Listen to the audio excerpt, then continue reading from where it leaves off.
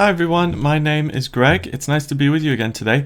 And this is another one of my famous celebrity horoscope readings that I'm doing at the moment.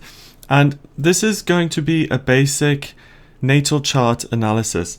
And the chart that I'm looking at today is someone called Felix Kjellberg, who's a YouTube sensation. His username is PewDiePie, and he does videos of computer games, him playing computer games, horror games, and that sort of thing. He's got a huge following. He's got millions of subscribers.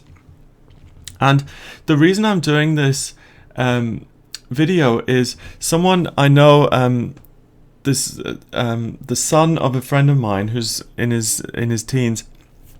He's a big fan of this guy, and he was talking about him, and just kind of suggested that I look at some of his videos. I did, and I really formed an opinion very quickly. And I just wanted to compare that with the astrology and see what I can pick up. Now, the thing that I picked up via the videos is that this kid is really, really funny. He's super talented. He pulls faces and does all sorts of things, which is really engaging and really fun. And he really, you can see why he's such a huge success.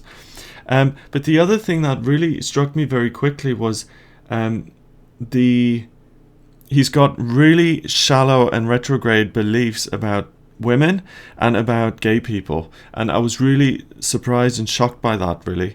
And what concerned me, and what does concern me, is that obviously most of the viewers on YouTube are pretty young, and if this guy has millions of subscribers, then he's passing those kind of beliefs on to a whole new generation, and I think that's really irresponsible. So I want to have a look at some of the astrology and see what I get from that, and see if how that's reflected in the chart and how that comes across. Okay, so the first thing is he's got his sun in Scorpio right next to the ascendant, and the sun is at literally 0 degrees of Scorpio, and each house in astrology has 30 degrees. So when the planet is at 0 degrees, it's very weak, and if it's also at 28, 29 degrees, its energy is very weak. The strongest it gets is when it's in the middle of the house at about 15 degrees. So the fact that his sun is in Scorpio at 0, it means that his ego is very much strengthened and quite strong and quite forceful in expressing itself, but his emotional self, the Scorpio is a water sign, that deep emotion and that understanding of emotional things is really underdeveloped, and there's a lack of emotional intelligence around that. Scorpio is a great sign because it really indicates a deeper understanding of things. Its usual place in the chart is the 8th house, which is the house which has to do with inheritances and mysteries and secrets and the subconscious mind. And it's almost like those elements have been weakened in this chart. So there's a lack of understanding there. The fact that it's so close to the ascendant, 3 degrees away, is interesting as well, because the sun sign is representative of the ego. And the ego is the thing that every human being has that allows that person to thrive on planet Earth, and also brings up a lot of issues in terms of, selfish behavior, self-seeking kind of behavior. That's what the ego is about. It wants things it's about me all the time. And in Kabbalistic astrology, they talk about the sun sign, the ego, being tempered or being resolved by the ascendant, by the rising sign. Now, his ego and his rising sign are very much knit together, which means there isn't a huge solution to the problem. It means there isn't a huge difference in the way he sees himself as a person and the way his ego is. So what that means is that he's very much identified with his ego, and he's not so much listening to the messages of the higher self and what the guidance really is. So for instance, let's say the difference between someone listening to the ego and someone listening to the higher self. Listening to the ego will be self-gratification, possibly overindulging in alcohol or drugs. I'm not saying he is, but this is an example. for maximum pleasure for the self. That's someone who's identifying with the ego, because that's what the ego promotes. Someone who's listening to the higher self is thinking about how he or she can help others, be of service, and who's not constantly thinking about themselves. So that's the difference here. And this chart is, that kind of energy is even strengthened by Mars sitting on top of that ascendant as well. And Mars is the war planet. It's the warlike soldier energy of what I want, what I desire. So not only have you got the ego there, you've got the extreme of the ego sitting there as well. So this person is extremely self-seeking, self-centered, egocentric, inconsiderate, and all of those energies aren't mitigated or aren't tempered by anything else. Usually, this kind of energy is balanced out in a lot of the charts. But here it's in the signs of Libra and Scorpio. So it's self-centered to create something harmonious for the self. So this is someone working hard so they can get a yacht. And also the Scorpio, the lack of emotional maturity being used to either bring down others or to get what they want without having to consider other people's feelings. I mean, I don't want to go overboard here, but those are the kind of qualities of a sociopathic personality, which can never empathize with another person and just steamrolls over people so they can get what they want. Mercury is sitting on top of that as well, so all of this ego is communicated very openly and freely. And this is all in the 12th and 1st house, which are to do with the self. So this is very much a chart that is focused on the self. Now what's interesting is that this ego energy does trine, so it does connect with something else in the chart, and it does connect with the north node of the moon in Aquarius in the 4th house. And what that means is the north node is very much aspirational, and it's very much about where a person wants to go.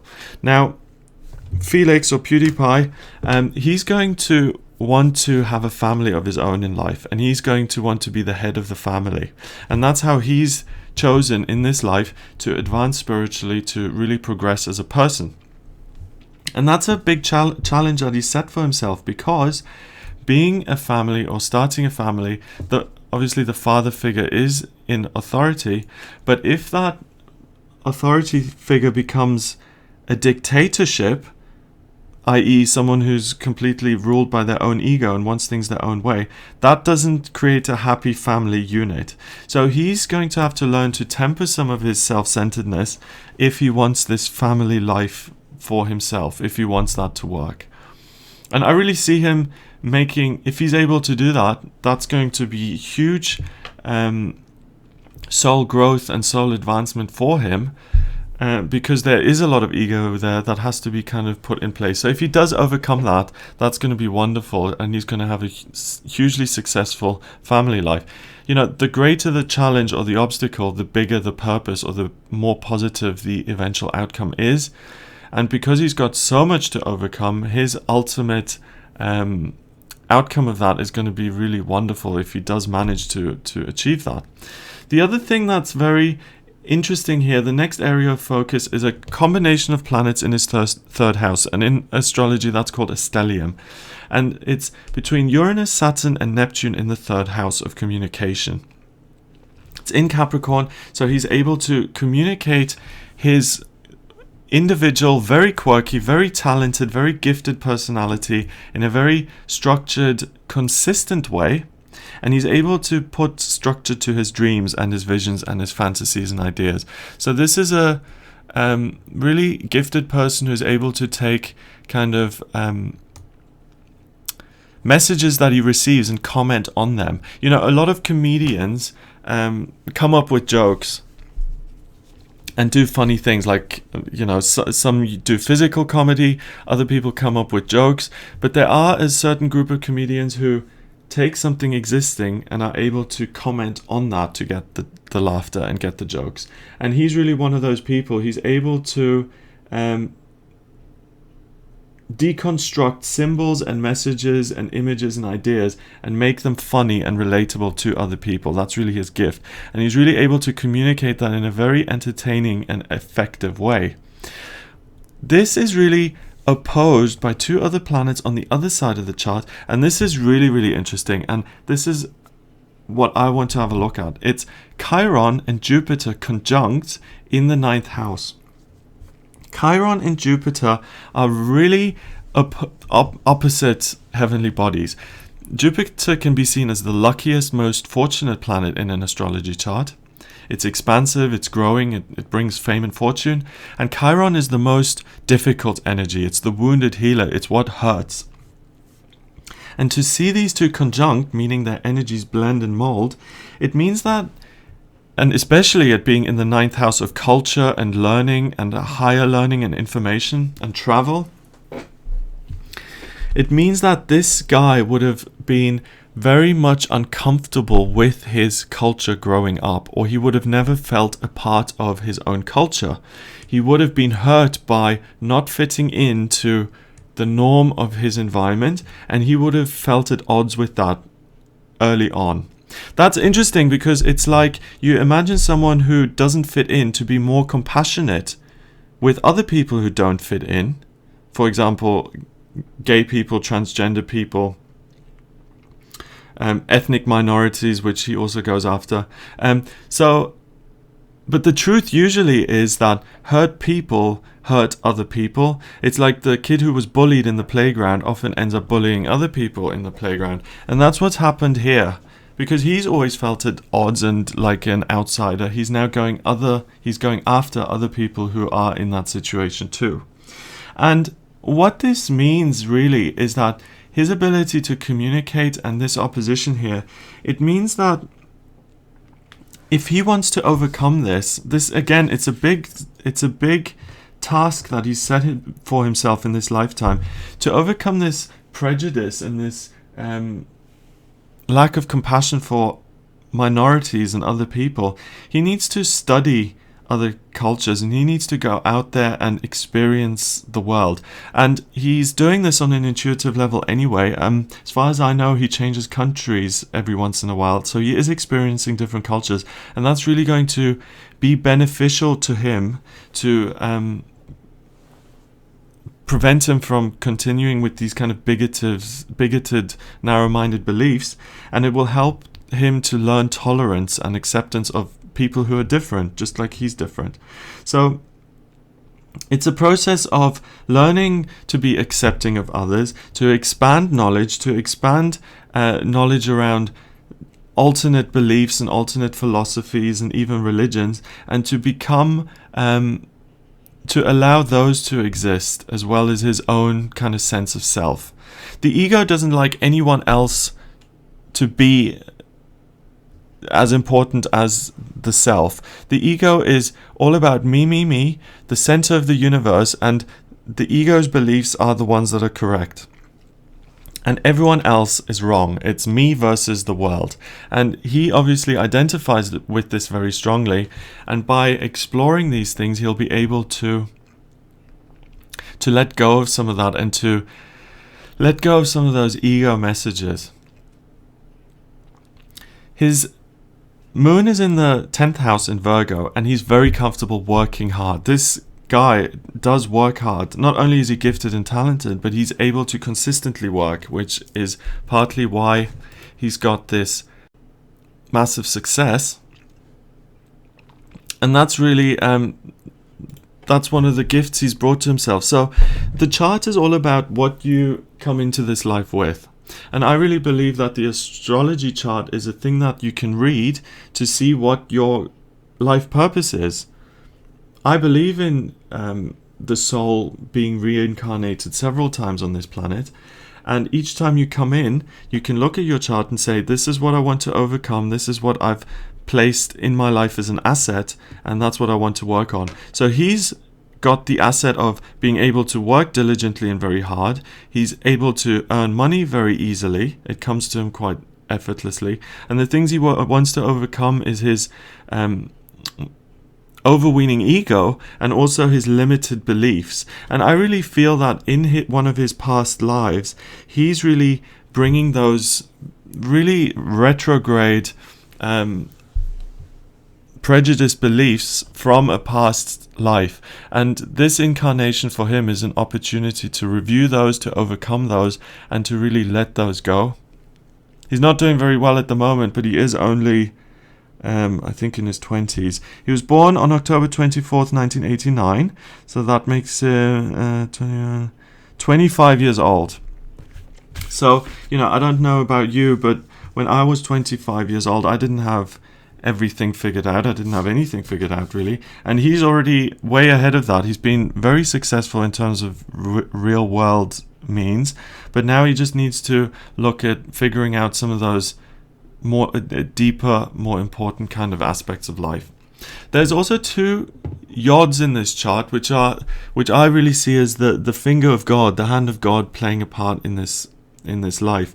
And the first is between Venus, his ability to make money, and these limiting beliefs. So the fact that he has money is giving him the safe space to explore his beliefs. What that means is money allows someone time, it allows someone the freedom to explore other things rather than just working.